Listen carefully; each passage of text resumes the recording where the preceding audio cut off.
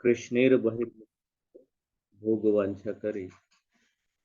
तो कृष्ण से बहिर्मुख होकर जीव इस संसार में आके फंस जाता है और पुनः उसकी कृष्ण भावना, कृष्ण चेतना को जागृत करने के लिए कृष्ण बहुत प्रयास करते हैं और वेद शास्त्र प्रदान करते हैं। स्वयं गुरु के रूप में और चैत्य गुरु के रूप में वो भी कार्य करते हैं। यहाँ पे बता रहे हैं संबंध, अभिधेय और प्रयोजन। संबंध पता चलता है, फिर अभिधेय और फिर प्रयोजन। तो अभिधेय नाम भक्ति, प्रेम, प्रयोजन। वो सिंपल, बहुत ही सरल ये बंगाली श्लोक है। पुरुषार्थ शिरोमणि प्रेम महाधन। तो यदि हम भक्ति करते हैं जो कि क्या है, अभिधेय है, और उससे प्राप्त क्या होगा, प्रेम प्राप्त होगा। और यही प्रेम जो है जितना ज्यादा संचित हो उतना अच्छा, ये महाधन है। जैसे व्यक्ति धन का संचय करता है तो बहुत अलग अलग तरह की वस्तुएं उस धन से वो लेकर के रखता है, तो जितना हो सके वो इकट्ठा करने का प्रयास करता है। तो प्रेम रूपी जो धन है वो सभी पुरुषार्थों में श्रेष्ठ है। पुरुषार्थ शिरोमणि। बद्ध जीव बाह्य भौतिक शक्ति माया द्वारा मोहग्रस्त रहता है, जो उसे नाना प्रकार की इंद्रिय तृप्ति में लगाए रखती है। भौतिक कार्यों में व्यस्त रहने के कारण जीव की मूल कृष्ण भावना आच्छादित हो जाती, किंतु सारे जीवों के परम पिता के रूप में कृष्ण चाहते हैं कि उनके सारे पुत्र भगवत धाम वापस आएं। इसलिए वे भगवत गीता जैसा वैदिक ग्रंथ प्रदान करने के लिए स्वयं आते हैं। हरे कृष्ण। थोड़ा सॉफ्टवेयर इशू है इसलिए बार बार ये बंद हो जा रहा है।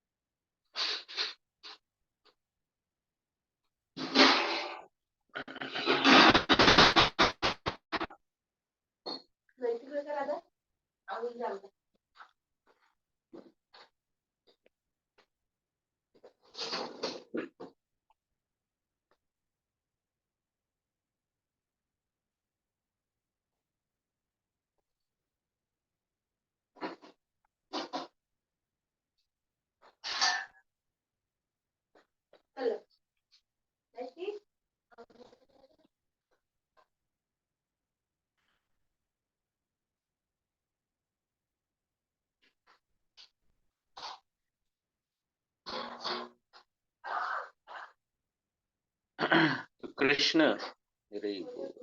कृष्ण चाहते हैं कि सभी जीव जो हैं वो भगवत धाम लौट आए, जिसके लिए भगवत गीता जैसा महान भी हमें प्रदान करते हैं।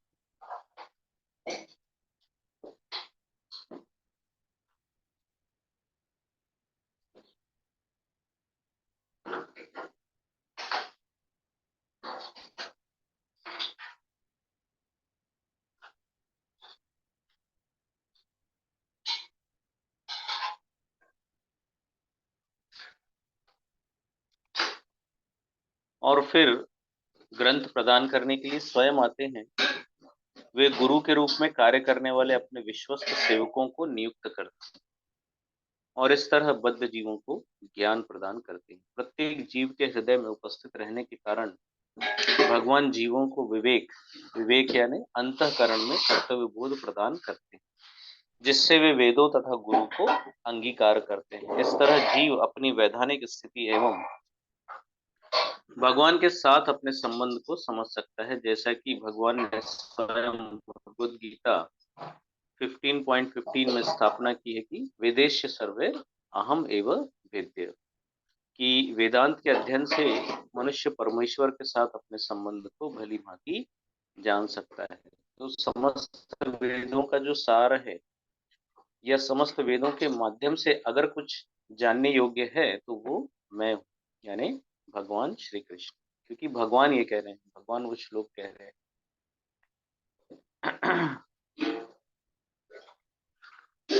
और फिर तदनुसार कर्म कर सकता है। इस तरह अंततः भगवान की प्रेमा भक्ति प्राप्त की जा सकती है। भगवान को समझना जीव के हित में है। दुर्भाग्यवश जीवों ने भुला दिया है कि यह उनके सर्वोच्च हित में है। तो इसलिए मतलब ऐसा लगता है, कई बार यह प्रश्न पूछते हैं या हमारे मन में भी प्रश्न उठता है कि भाई क्या आवश्यकता है इतना शास्त्र पढ़ने की। तो क्या होगा यदि हम शास्त्र पढ़ेंगे तो हम भगवान को समझ पाएंगे, है ना। जन्म कर्म चमे दिव्यम एवं यो वेत्ति तत्वतः। तो क्या होगा, तत्वतो ज्ञात्वा विशते तद अनंतरम। तो ये हमारे सर्वोच्च हित में है। यदि हम भगवान को समझ पाए तो ये हमारे सर्वोच्च हित में है। इसीलिए श्रीमद् भागवतम 7वां स्कंद 5वां अध्याय 31वां श्लोक, इसका कथन क्या है, नते विदु स्वार्थ गतिम ही विष्णु। प्रत्येक व्यक्ति जीवन का आखिरी लक्ष्य प्राप्त करना चाहता है, किंतु भौतिक शक्ति माया में लिप्त रहने के कारण हम इंद्रिय तृप्ति में अपना समय गवाते हैं। वैदिक साहित्य के अध्ययन से, जिनमें से भगवत गीता सार रूप है, देखिए यहाँ फिर से डिक्लेयर कर दिया गया है, मनुष्य कृष्ण भावना को प्राप्त करता है। इस तरह वह भक्ति में लगता है जो अभिधेय कहलाती है। पुनः एक बार प्रभुपाद जी जो है क्लियर कर रहे हैं, अभिधेय शब्द यानी भक्ति में लगना। जब जीव भगवत प्रेम वास्तव में विकसित कर लेता है तब तो यह प्रयोजन कहलाता है, जो जीव का चरम लक्ष्य है। दूसरे शब्दों में, जब मनुष्य पूरी तरह से कृष्ण भावनाभावित हो जाता है तब कहा जा सकता है कि उसने जीवन की पूर्णता प्राप्त कर ली है। कृष्ण माधुर्य सेवानंद प्राप्तिर कारण, कृष्ण सेवा करे यार, कृष्ण रस आस्वादन। जब किसी को कृष्ण के साथ घनिष्ठ संबंध होने का दिव्य आनंद प्राप्त हो जाता है तो वह उनकी सेवा करता है और कृष्ण भावनामृत रस का आस्वादन करता है। ठीक है, तीनों आगे है, संबंध, अभिधेय और प्रयोजन, है ना। जब किसी को पता चल जाता है कि भाई मेरा कृष्ण के साथ संबंध है तो दिव्यानंद प्राप्त हो जाता है। फिर उनकी सेवा करता है और सेवा करने से बहुत ही ज्यादा कृष्ण भावनामृत रस का स्वादन उसको मिलता है।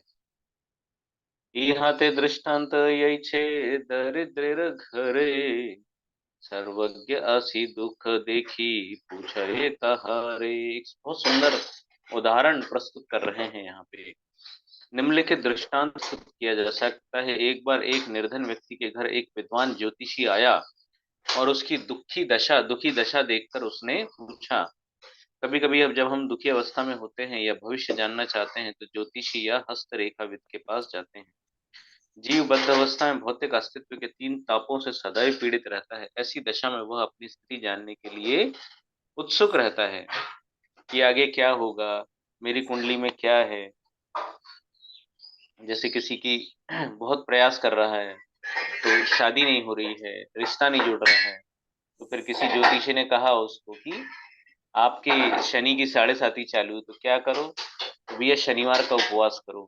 मैंने कहा एकादशी व्रत करो, नहीं नहीं शनिवार उपवास पर्याप्त है। तो हम हायर लेवल प्रोवाइड करना चाहते हैं लेकिन व्यक्ति उलझा रहता है, तो ज्योतिषी के पास में जाके वो पूछते हैं कि भाई क्या होगा, कैसे होगा। तो उदाहरण के सनातन गोस्वामी पूर्ण पुरुषोत्तम भगवान श्री चैतन्य महाप्रभु के पास ये पूछने के लिए गए कि वे कष्ट में क्यों हैं, हे आमी, मैं कौन हूँ और मुझे इतने कष्ट क्यों मिल रहे हैं।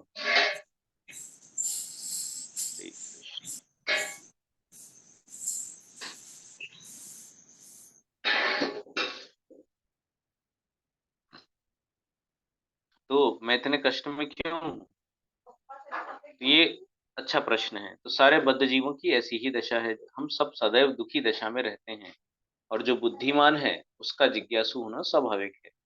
यही दशा ब्रह्म जिज्ञासा कहलाती है। अथातो ब्रह्म जिज्ञासा वेदांत सूत्र का पहला श्लोक है ये।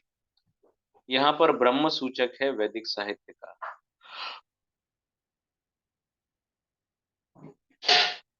बद्ध जीव के निरंतर दुखी होने का कारण जानने के लिए मनुष्य को वैदिक साहित्य से परामर्श लेना चाहिए। वैदिक साहित्य बद्ध जीव को भौतिक अस्तित्व की दुखमयी अवस्था से उद्धार करने के ही निमित्त है। इस अध्याय में ज्योतिषी, सर्वज्ञ तथा एक निर्धन व्यक्ति की कहानी अत्यंत शिक्षाप्रद है। तुम के ने दुखी तुम्हार अच्छे पितृधन, तुम्हारे न कहिल अन्यत्र क्षणिल जीवन। ज्योतिषी ने पूछा, तुम दुखी क्यों हो?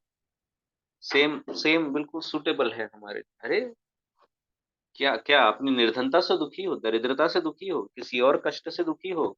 तुम्हारे पिता तो बहुत धनवान थे, किंतु अन्यत्र मरने के कारण कहीं और उनकी मृत्यु हो गई, तो उसने अपनी संपत्ति के बारे में तुम्हें नहीं बताया। तो तुम्हारे पिता बहुत धनवान थे, इतना पैसा है, कोई निर्धनता नहीं है, कोई दरिद्रता नहीं है, लेकिन वो कहीं और मृत्यु होने से तुमसे अंतिम समय मुलाकात नहीं कर पाए, अचानक मृत्यु को प्राप्त हो गए और तुम्हें कुछ बता नहीं पाए। तो सर्वज्ञेर वाक्य करे धनेर उद्देश्य, एछे वेद पुराण जीवे कृष्ण उपदेश। महाप्रभु कह रहे हैं, जिस तरह ज्योतिषी जो है सर्वज्ञ, सर्वज्ञ ज्योतिषी के शब्दों से निर्धन व्यक्ति को खजाने का पता चला, उसी तरह जब कोई यह जिज्ञासा करता है कि वह दुखी अवस्था में क्यों है, तो वैदिक ग्रंथ उसे कृष्ण भावनामृत के विषय में उपदेश देते हैं। वेद शास्त्र बताते हैं, भैया दुखों से, कष्टों से आप मुक्त हो यदि आप क्या करें, कृष्ण भावना भवित हो जाएं। तो उसको बताते हैं, उपदेश देते हैं वेद शास्त्र, इसलिए उनकी शरण में जाना चाहिए। अब ये निर्धन व्यक्ति ज्योतिषी से ना मिले तो उसको पता ही ना चले कि मेरे पिता ने जो धन है वो कहाँ रखा। तो वेद शास्त्र हमें बताते हैं कि हम कौन हैं, कृष्ण कौन है, हमारा और कृष्ण का क्या संबंध है, क्या हम इस जगत के निवासी हैं या फिर हम आध्यात्मिक जगत के निवासी हैं, क्या हमारी यही स्थिति है या फिर हमारा मूल स्वभाव, मूल स्थिति आध्यात्मिक जगत में कुछ और है। तो ये सारी जानकारी जो है वैदिक ग्रंथ हमें देते हैं। फिर ऐसा नहीं कि सिर्फ वो बताते हैं और बीच में गैप छोड़ देते हैं, फिल इन दी ब्लैंक नहीं, उसको भी बताते हैं कि भाई अब वैकुंठ के बारे में आपको जानकारी दे दी है आपको, तो वैकुंठ जाने का ये रास्ता है और सर इस रास्ते पे ऐसे ऐसे चलना है। अच्छा, जब आप जाएंगे तो आपको बीच में बहुत सारे प्रलोभन मिलेंगे, है ना, जो अलग अलग मार्गों पे आपको ले जाएंगे, मेन हाईवे से आपको क्या करेंगे, भटकाएंगे, और वो ज्यादा आकर्षित दिखेंगे आपको और ये रास्ता आपको कठिन लगेगा, और वो ज्यादा आकर्षित, बहुत बड़े बड़े लुभावने। जैसे हम देखते हैं ना कछुआ और खरगोश की रेस में, खरगोश को देखते हैं खेत और हरी लाल लाल गाजर, तो बेचारा वहीं लुढ़क जाता है और जीत नहीं पाता है। तो वेद शास्त्र हर परिस्थिति या आपको समझाते हैं और कृष्ण की ओर ले जाते हैं। सर्वज्ञेर वाक्य मूल धन अनुबंध, सर्वशास्त्र उपदेशे श्री कृष्ण संबंध। तो ज्योतिषी के शब्दों से उस खजाने से निर्धन व्यक्ति का संबंध स्थापित हुआ। ज्योतिषी ने बताया कि वो तुम्हारे पिता का है, इसका मतलब वो तुम्हारा है, तो उस धन से उसका संबंध स्थापित हो गया। इसी तरह वैदिक साहित्य हमें पूर्ण पुरुषोत्तम भगवान कृष्ण के साथ अपने वास्तविक संबंध के विषय में उपदेश देता है। ममय वांशो जीवलोके जीवभूत सनातन मन षष्ठानि इंद्रियाणि प्रकृति स्थानि कर्षति।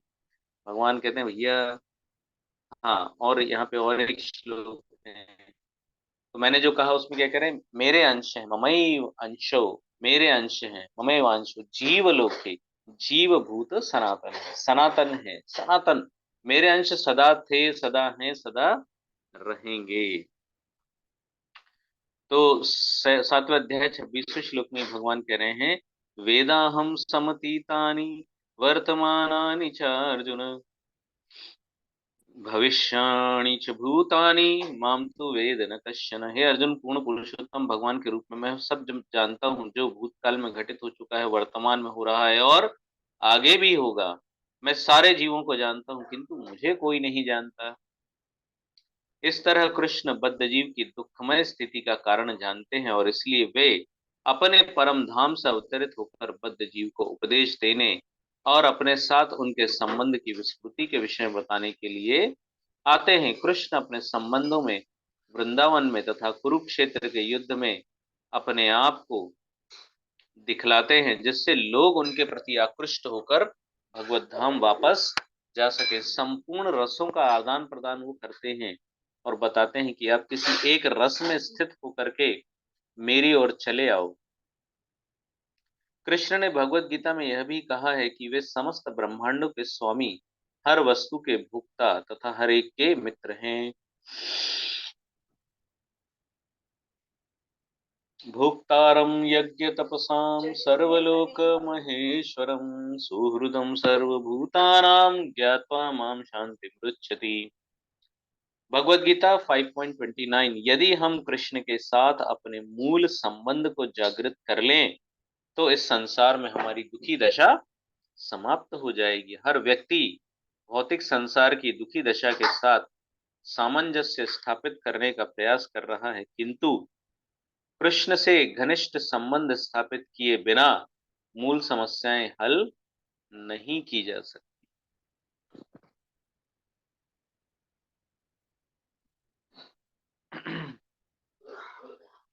तो समस्या को जड़ से खत्म करना है ना। देखिए, एक होता है समस्या का ऊपरी इलाज कर देना। डॉक्टर, बहुत दर्द हो रहा है तो ये लो पेन किलर। पेन किलर का असर उतर गया तो दूसरा पेन किलर लो, उसका असर उतर गया तो तीसरा पेन किलर लो। अरे, क्या जीवन भर पेन किलर लो? तो किडनी खराब हो जाएगी। तो फिर डॉक्टर चेंज किया तो उसने देखा, अच्छा किस हिस्से में दर्द है, ठीक है, डायग्नोस किया, यानी अलग अलग प्रकार की जांच कराई, एक्सरे, सोनोग्राफी, एमआरआई। बाद में पता चला कि कुछ नसें जो हैं दब रही हैं, जिनके कारण अलग अलग हिस्सों में दर्द हो रहा है। तो उनको ऐसी स्पेशल औषधियां दी जो सीधा नसों पे काम करती हो और बीमारी जड़ से ठीक हो गई। तो ऐसे ही वेद शास्त्र हमें क्या बताते हैं कि आपकी जो समस्या है, पहले तो ये बताते भैया मूल समस्या क्या है ना। जैसे कोई ये कहे कि मेरी गाड़ी पंचर हो जाती है, ये मेरी बड़ी समस्या है। अरे, जो पंचर की दुकान खोल के बैठा है उसके लिए तो बहुत अच्छा है ना, उसका समाधान हो गया, उसकी समस्या का समाधान हो गया। कोई गिर गया, चोट लग गई, हड्डी टूट गई, तो जो डॉक्टर बैठा है उसके लिए अच्छा हो गया। तो हड्डी टूट गई, व्यक्ति के लिए समस्या है, सामने वाले की तो हम देखते हैं कि इस संसार में जो भी समस्याएं हैं वो मूल समस्या नहीं है। मूल समस्या है जन्म मृत्यु जरा व्याधि। ये भी नहीं पता होता है व्यक्ति को, तो वेद शास्त्र ये भी बताते हैं कि भैया, आप बाकी समस्याओं से छुटकारा यदि पाना चाहते हो तो मूल समस्या से छुटकारा पा लो। तो आप समझो बाकी सारी समस्याओं से छुटकारा पा गए। तो मूल समस्या क्या है? जन्म मृत्यु जरा व्याधि दुख दोषानु दर्शनम। फिर इन मूल समस्याओं को मूल समेत उखाड़ फेंकना है, यानी जड़ समेत इनको नष्ट कर देना है। तो उसके लिए क्या करना पड़ेगा आपको? तो फिर लोग बताते हैं अलग अलग सजेशन। जैसा मैंने आपको बताया कि एक सजेशन क्या मिला कि शनिवार को उपवास करो, शनि देव को प्रसन्न करो। फिर वो शनि मंदिर जाते हैं, उनको तेल चढ़ाते हैं। कोई कहते हैं आप शिरडी जाओ, तो वहां पे जो बड़े बाबा हैं उनकी पूजा करो। फिर कोई बताते हैं बम्बई में मंदिर है सिद्धि विनायक, उधर जाओ। ऐसे अले अनेक सजेशन आते हैं, है ना। फिर कोई चमत्कारी बाबाओं के नाम बताते हैं, अनेक सजेशंस आते हैं। फिर देवी देवताओं की उपासना, पितरों की उपासना, भूत प्रेतों की उपासना, जो हम कहते हैं ना, कामे स्थिर हृत ज्ञाना प्रपद्यन्ते अन्य देवता। तो मूल रूप से यदि समस्या को जड़ से उखाड़ फेंकना है या जड़ समेत उसका समूल हल प्राप्त करना है तो क्या करना पड़ेगा? तो शास्त्र क्या कहते हैं भाई कृष्ण से संबंध स्थापित करो। कैसा संबंध स्थापित करो? घनिष्ठ संबंध स्थापित करो। यदि ये आपने कर लिया तो आपकी जो समस्या है वो क्या हो जाएगी? हल हो जाएगी। सारे सारी ये जो दुखी दशा है संसार में, यह भी नष्ट हो जाएगी। लेकिन व्यक्ति क्या करता है? यही कुछ मामला बैलेंस कर लेते हैं, कंप्रोमाइज कर लेते हैं। लेकिन माया देवी वो भी नहीं करने देती है। किक किक मार के उसको हटा देती है वहां से। जीव को सोचता है कि ठीक है ऐसे ही बने रहेंगे, लेकिन मृत्यु आती है, सब हर के ले जाती है। तो कोई सामंजस्य बैठाने का प्रयास जो है वो हमारा सफल नहीं होता है। हमें केवल और केवल किस पे ध्यान देना है? कृष्ण भक्ति पे ध्यान देना है। कृष्ण से जो हमारा संबंध है उस पे ध्यान देना है, कृष्ण भक्ति पर ध्यान देना है। उससे हमारी सारी मूल समस्याएं हल हो जाएंगी। है ना? जैसे क्या कहते हैं, सोशल वर्क खूब करते हैं लोग। तो क्या किया उन्होंने? ठंडी में खूब कंबल बांटे। लेकिन वो कंबल कितने साल चलने वाला है? कुछ सालों में खत्म हो जाएगा, नष्ट हो जाएगा। क्या उसकी दरिद्रता दूर होने वाली है? यदि उसकी किस्मत में लिखा है कि अगले कई जन्मों तक उसको जो है ऐसे परिवार में जन्म मिलेगा जो केवल भिक्षावृत्ति ही करते हैं, ना भीख मांगकर ही अपना पालन पोषण करते हैं, तो फिर उसको जन्म जन्मों तक भीख मांगनी पड़ेगी, वही हालत रहेगी उसको। हो सकता है ऐसा भी लिखा हो कि आने वाले समय में लोग उसको भिक्षा ही ना दे तो बेचारा बहुत परेशान रहे। तो क्यों ना हम उसको जन्म मृत्यु जरा व्याधि इस संसार में जन्म लेने से ही उसको बचा लें। ऐसा लेकिन तभी होगा जब हम उसको कृष्ण भक्ति से जोड़ पाएंगे, जब हम जीव का संबंध क्या है कृष्ण के साथ में ये उसे बता पाएंगे। और जैसे ही वो समझ जाएगा तो कृष्ण भक्ति में लग जाएगा। तो दो चीजें हो जाएंगी उसके जीवन में कि भाई अब ये शरीर जो है ये बना रहे, और इस शरीर से क्या करूं मैं?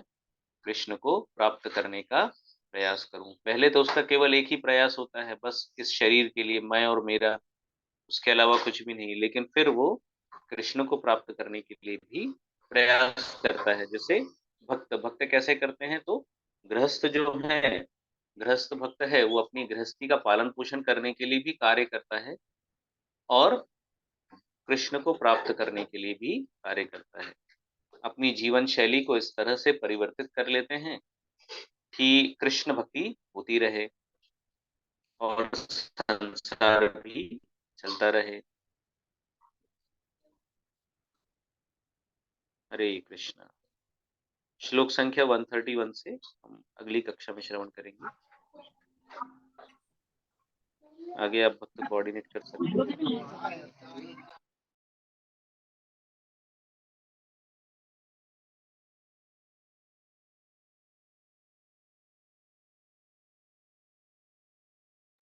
हरे कृष्णा। थैंक यू प्रभु जी। अनिता माता जी शेयर कर सकते हैं। जी माता जी, हरे कृष्णा। दंडवत प्रणाम सभी विष्णु को। प्रभु जी बहुत ही अच्छी क्लास और बहुत शुद्ध हिंदी में बहुत अच्छे से समझ में आया संबंध, अभिधेय और प्रयोजन का। अब कल भी थोड़ा सा डाउट सा था पर आज और अच्छे से क्लियर हुआ है। और कि भगवान से हमारा जो संबंध है और फिर जो अभिधेय हम सेवा करते हैं, जो भक्ति में आ जाते हैं, और फिर जो रस की प्राप्ति होती है वो प्रेम रस हमारा जो प्रयोजन है।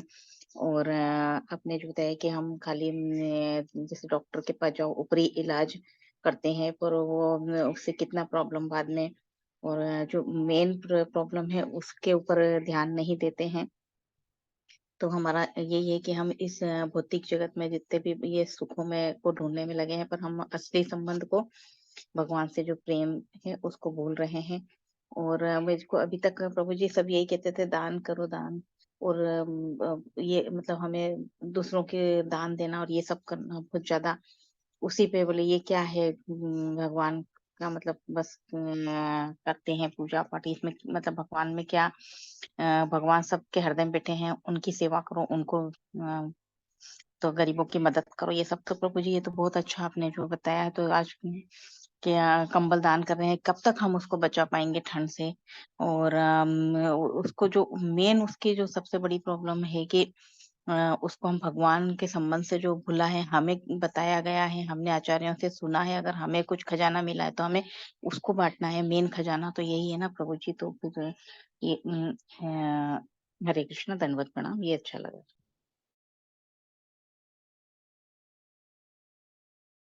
हरे कृष्ण, थैंक यू माता जी। और अभी प्रभु जी ने ज्वाइन किया है, प्रभु जी गोवर्धन दर्शन कराने वाले हैं। हरे कृष्ण प्रभु जी, प्रणाम। हरे कृष्ण। गिरिराज गोवर्धन की जय। तो जो कि हमने 7:05 का टाइम दिया है, 2 मिनट और बाकी है। तब तक और चाहे तो कोई क्लास से पॉइंट शेयर कर सकते हैं, मुझे भी सुनने मिल जाएगा। Hare Krishna ji, thank you Prabhu ji. Shivpal Prabhu ji share करेंगे।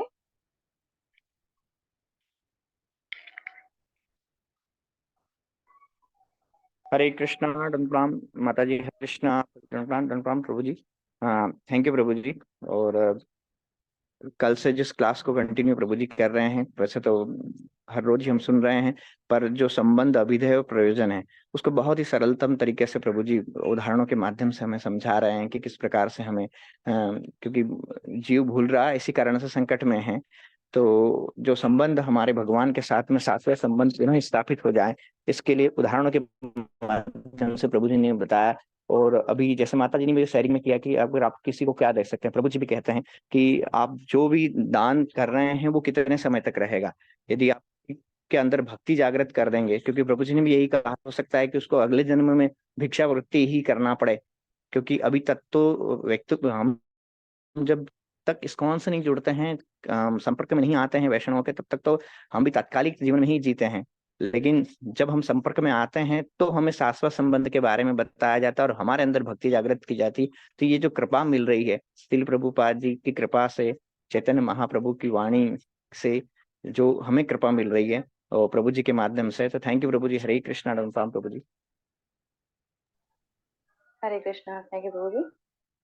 जैसे आज प्रभु जी ने बताया कि हम सब भौतिक दशा में होते हुए सभी प्रकार के कष्टों का भोग कर रहे हैं, और इसका वास्तव में इसका कारण ये है कि हम भगवान के साथ हमारा संबंध है, इसको भूल गए हैं। और इसके विपरीत यदि हम भगवान के साथ अपने भूले हुए संबंध को जागृत कर लेते हैं, तो संसार के सभी प्रकार के जो हमारी दुख की अवस्था है, उससे हमें मुक्ति मिल सकती है। और इसका एकमात्र यही उपाय है। इसके अलावा यदि हम दूसरे उपायों को खोजेंगे तो और भौतिक दुखों में पड़ जाएंगे, और उन दुखों से हम कहीं बाहर निकल नहीं पाएंगे। लेकिन भगवान के साथ यदि वास्तव में हम अपना घनिष्ठ संबंध स्थापित करते हैं, तो समस्या की जड़ ही खत्म हो जाएगी, और सभी प्रकार के जो दुख हैं, उनके मूल कारण के नष्ट होने के बाद में भगवान के साथ हमारा जो वास्तव में सनातन प्रेम है, सनातन हमारा जो सुख है, वो जागृत हो जाएगा। हरे कृष्ण, थैंक यू प्रभु जी। ममता माता जी, आपने हैंड रेज किया, शेयर कर सकते हैं। हरे कृष्णा माता जी, प्रभु जी प्रणाम। मैं एक बात बहुत अच्छी समझ में आई, सनातन का सुनते तो रहते हैं सनातन सनातन, लेकिन आज क्लियर हो गया माता जी कि सनातन माना जो है और रहेगा। और एक और पॉइंट था है और रहेगा, ये बहुत अच्छे से समझ में आ गया माता जी। हरे कृष्ण। हरे कृष्ण, थैंक यू माता जी। हरे कृष्णा। हरे कृष्णा, हरे कृष्णा, कृष्ण कृष्ण हरे हरे, हरे राम हरे राम। तो आप देख पा रहे हैं गिरिराज गोवर्धन जी एकदम बहुत करीब तो नहीं जा पा रहे हैं, ये अभी हमारे सेशन है। ये देख पा रहे हैं आप, ये जो हमारा रिट्रीट का सेंटर है, जस्ट सामने ये पूरा गोवर्धन पर्वत है। जस्ट यहाँ से मान के चलिए आप लगभग 100 मीटर की दूरी पे होगा, 100 से कम ही। जस्ट सामने ये पूरा गिरिराज जी का दर्शन कर सकते, गिरिराज गोवर्धन की। बस ये 2-3 बिल्डिंग बीच में है, ये जो बिल्डिंग पानी की टंकी बनी है उसके जस्ट पीछे रोड है, परिक्रमा मार्ग जो जा रहा है, ये देख पाएंगे। ये यहाँ आगे दान घाटी है, पर दान घाटी से ये जो रास्ता जाता है जतिपुरा, बहुत अच्छा स्थान है रुकने के लिए, प्रसाद का व्यवस्था सारा है, अरेंजमेंट है।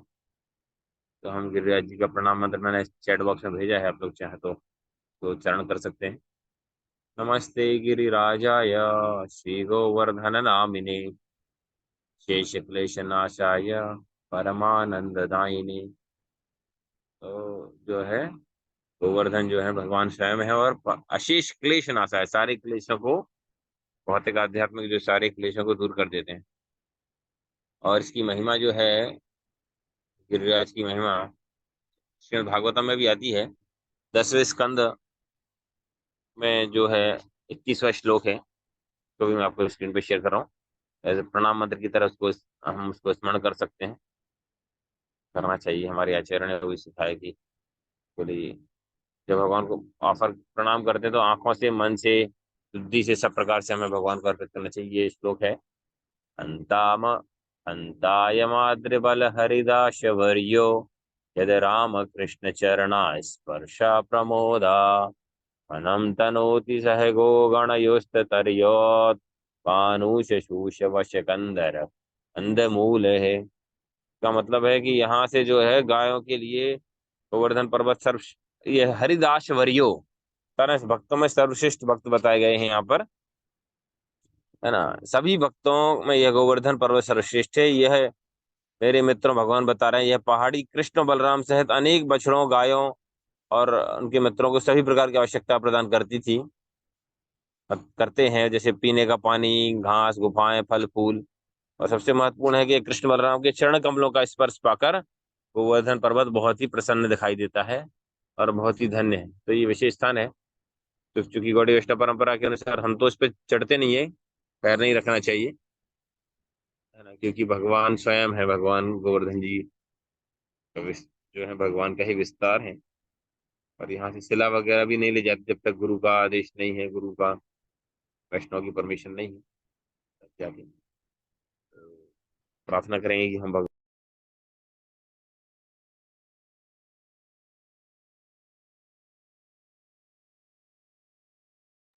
तो हमें भी भगवान जितना अवसर देते हैं तो ठीक है यहाँ आने का, संग करने का। और सबसे महत्वपूर्ण है कि भगवान की, गोवर्धन की महिमा का प्रचार करना। ये जो है हमारा सेंटर है, गोवर्धन रिट्रीट सेंटर।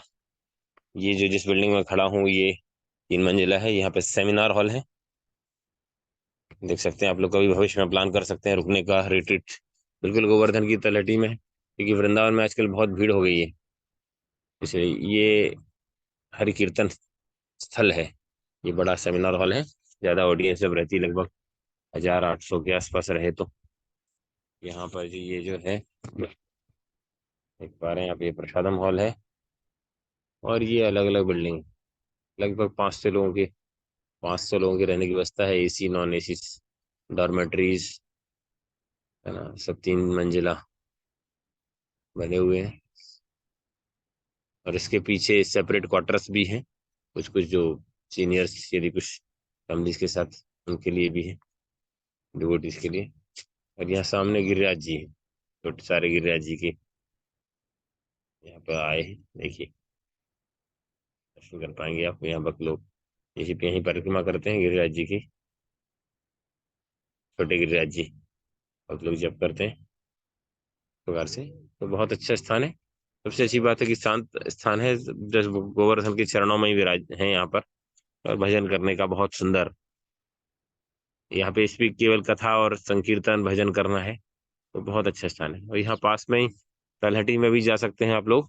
यहाँ पर कभी भक्त लोग हमारे जाते हैं, कभी कभी यहाँ पर भी पीछे बैठने की व्यवस्थाएं हैं, तो वहाँ पे बैठ के क्यों गोवर्धन की जस्ट नीचे भी जप कर सकते हैं। अन्यथा ये स्थान वही है। यहाँ पर इसी गोवर्धन रिट्रीट सेंटर में पीछे कुछ अंदर गुफाएं जैसी बनी है, बेसमेंट में, जमीन में जाके किसी को शांति से और जप करना है, जहाँ डिस्टर्ब नहीं होता, कुटिया, भजन कुटीर जैसी, तो वो भी है। तो बहुत अच्छा है अवसर, कभी प्लान कर सकते हैं आप लोग यहाँ रुकने का। क्राउड से फ्री है, उतना रश नहीं है, डिस्टर्बेंस नहीं है, बहुत अच्छा है। हम प्रार्थना करेंगे, आप लोग प्रार्थना करिए कि हमें जो भगवान ने अवसर दिया है उसको हम भी सदुपयोग कर पाए, और यहाँ गिरिराज की महिमा, गिरिराज भगवान से, भक्तों से आशीर्वाद लेके उसको प्रचार प्रसार कर पाए, है ना, साथ साथ में अनुसरण कर पाए। और कल जो है अभी सेमिनार चल रहे हैं उसमें शरणागति पे सेमिनार चल रहा था, हरि होली नेम पे। तो महाराज ने बहुत महत्वपूर्ण पॉइंट बताए, बहुत सारे थे। एक पॉइंट ये कि जो 6 अंग होते हैं शरणागति के, है ना, आप, है ना, अनुकूलस्य संकल्पस्य प्रतिकूलस्य वर्जनम, है ना, मतलब, है ना, गुप्त वर्ण अवश्य रक्षवे कृष्ण विश्वास पालन, है ना, आत्मनिक्षेप प्रकार पढ़ने, षड विधा शरणागति, 6 लक्षण है शरणागति के। उसमें अनुकूल, जो भगवत भक्ति के अनुकूल है उसको स्वीकार करना, जो प्रतिकूल हो उसको रिजेक्ट करना, भगवान मेरे मेंटेनर हैं, भगवान हमारे रक्षक हैं, और दीनता और आत्मसमर्पण, ये 6। तो बहुत महत्वपूर्ण अच्छी पॉइंट बताया, पहली बार मैं सुना उसको, कि यदि हम ये समझ जाते हैं कि भगवान ही मेरे मेंटेनर हैं, गुप्तृप्त वर्ण, तो बोले ये शरणागति के 6 अंगों में सबसे प्रमुख अंग है गुप्तृप्त वर्ण, है ना। क्योंकि यदि हम इस सिद्धांत को समझ गए कि भगवान हमारे मेंटेनर हैं, है ना, यही, तो ऑब्वियसली बात है, जो मेंटेन करेगा वो रक्षण भी करेगा। तो दूसरा स्टेप जो अवश्य रक्षिवे कृष्ण, और जो हमारा मेंटेनर है तो फिर हम उसको प्रसन्न करने का प्रयास करते हैं, तो क्या हो गया, भक्ति अनुकूल कार्य, तो फिर उसको जो पसंद है वो कार्य करेंगे, और प्रतिकूल कार्य अपने आप नहीं करेंगे। क्यों? क्योंकि भैया वो हमारे मेंटेनर है ना, वो नाराज हो जाएंगे तो कैसे चलेगा, तो प्रतिकूल काम भी नहीं करेंगे, है ना। और फिर जो है ना, दीनता और आत्मनिवेदन, फिर विनम्रता अपने आप आ जाएगी, तो हमें लगेगा सामने वाला व्यक्ति ही हमको मेंटेनर कर रहा है ना। और फिर हम उसको पूर्ण रूप से, है ना, आत्मनिवेदन जो है, आत्मनिरपेक्ष आत्मनिवेदन, हम उसको पूर्ण रूप से शरणागत हो सकते हैं। तो इसका मतलब ये है कि अभी तक हम समझ नहीं पाए, मैं तो अपना हम मतलब बोलो, मैं अपने आप को बोलो कि अभी तक शायद मैं ये समझ नहीं पाया हूँ कि कृष्ण ही मेरे मेंटेनर है। क्योंकि यदि हम कृष्ण ही हमारे मेंटेनर हैं, तो कोई ऐसा व्यक्ति है जिसका कोई नहीं है दुनिया में, एक मालिक की नौकरी कर रहा है, उसको लग रहा है उसका कोई सहारा नहीं है, तो मालिक के विरुद्ध में, मालिक के मन के विरुद्ध में कोई काम करेगा क्या? अपने मन मुताबिक नहीं करेगा। इसीलिए इसका मतलब है कि अभी तक शायद हम, मतलब अभी तक शायद मैं समझा नहीं, मुझे लगता है कि Krishna is the only maintainer, है ना। क्योंकि यदि हम जिस दिन ये समझ जाएंगे तो हम फिर कृष्ण के अनुकूल ही, कृष्ण के निर्देशों के अनुकूल ही कार्य करेंगे। तो आज हम गिरिराज के चरणों में रह के हम इस प्रार्थना करेंगे कि हम इस सिद्धांत को समझ पाए, जो सुना है, जो मैंने सुना है महाराज से, और जो आप सुन रहे हैं, कि हम इस सिद्धांत को समझ पाए कि Krishna is the only maintainer, राखे कृष्ण मारेगा, मारे कृष्ण राखेगा, है ना। क्योंकि यदि हम इस सिद्धांत को समझ पाए तो बाकी सारी चीजें अपने आप, शरणागति के 5 और अंग अपने आप पालन हो जाएंगे। तो हम एक बार हरे कृष्ण महामंत्र बोल के प्रार्थना करेंगे भगवान गिरिराज जी के चरणों में, कि हम इस शरणागति के सिद्धांत को ना केवल समझ पाए, स्वयं भी जीवन में उतार पाए, और दूसरों को भी जो है प्रेरित कर पाए। हरे कृष्ण मंत्र के साथ, हरे कृष्ण हरे कृष्ण हरे हरे हरे कृष्ण कृष्ण हरे कृष्ण कृष्ण हरे हरे हरे राम कृष्ण हरे कृष्ण राम हरे राम हरे राम हरे हरे हरे राम राम हरे हरे हरे राम। राम राम हरे हरे हरे हरे। हरे राम राम राम हरे। बिल्कुल जस्ट पास में ही है। हरे यदि कृष्ण कल सर। आपका चलेगा तो हम पास जा पाएंगे, तो देखते हैं, ये जस्ट पास में, लगभग यहाँ से 100 मीटर की दूरी, इवन लेस देन दैट। और जो लोग लेटेस्टली अभी ज्वाइन किए हैं उनको बता सकते हैं कि, के लिए जानकारी के लिए बता दें कि प्रतिदिन क्लास होती है सुबह 6:30 बजे, मॉर्निंग 6:30। इसी लिंक पे आप लोग ज्वाइन कर सकते हो। अलग अलग आप लोग क्लासेस देते हैं, 2-3 है, कुछ आप लोग प्रेजेंटेशन भी देते हैं। हरे कृष्ण तब समय के अनुसार आप लोग चाहें हरे कृष्ण। तो इसी लिंक पे प्रतिदिन ज्वाइन कर सकते हैं। और यदि कोई इंटरेस्टेड हो तो आप मुझे मैसेज कर सकते हैं, तो हम उनको ग्रुप में ऐड कर सकते हैं। वैसे ज्यादातर लोग तो ऑलरेडी जुड़े हुए हैं, but if some of you want to again like join in this group, then you can join. तो बहुत लोगों ने, कुछ नए लोगों ने ज्वाइन किया है बहुत दिनों बाद हमारे ग्रुप में। अर्चना माता जी हैं, ज्वाइन किए हैं। और नए कौन है? अर्चना माता जी तो बहुत पुराने हैं, लेकिन अब बहुत आगे निकल गए हैं, इसलिए अब हमको छोड़ गए। कशिश माता जी, विशपाल प्रभु तो रेगुलर, सबके लिए धन्यवाद करेंगे। श्री प्रभुपाद की जय, समवेत भक्त वृंद की जय, वंशकल्पतरुभ्यश्च कृपा सिंधुभ्यो नाम पावने। और हमको जितना लगता है तो इतना गर्मी नहीं है यहाँ पे, अच्छा है। थोड़ा बाहर ज्यादा ठंडा है, लेकिन ये एरिया बहुत कूल है। स्पेशली यदि आपको भजन साधना करना है, तो आपको लग रहा है कि आपके परिवार को अभी छुट्टी मिलती है, बच्चों को अभी छुट्टी मिलती है, और केवल उद्देश्य यदि हमारा भजन करना है, वृंदावन में आगे भक्ति बढ़ाना है, केवल साइट सीन करना नहीं है, तो ये बेस्ट प्लेस है। सुबह शाम चाहे तो घूमने जा सकते हैं, आसपास दर्शन कर सकते हैं, बरसाना भी यहाँ से पास में है ना। और फिर वृंदावन दर्शन के लिए जा सकते हैं। मगर मुझे लग रहा है कि वृंदावन जैसी क्राउड जगह की बजाय यहाँ यदि किसी का केवल साधना भजन का उद्देश्य है तो this is the best place. इसी बिल्डिंग में 3-4 सेमिनार हॉल हैं, आप अपने ग्रुप के साथ आइए, ला सकते हैं क्लासेस, सेमिनार भी कर सकते हैं, अपने रूम में भी कर सकते हैं। ओके, बहुत बहुत धन्यवाद। श्री प्रभुपाद कीजिए, संबोधित भक्त बंदी कीजिए। पुरुषोत्तम जगन्नाथ प्रभु का भी धन्यवाद। चले गए प्रभु जी, लग रहे हैं हाँ, चलो उनका भी धन्यवाद। रेगुलर बेसिस पे क्लासेस दे रहे हैं आप लोगों को। हरे कृष्ण गिरिराज गोवर्धन की जय। श्री प्रभुपाद।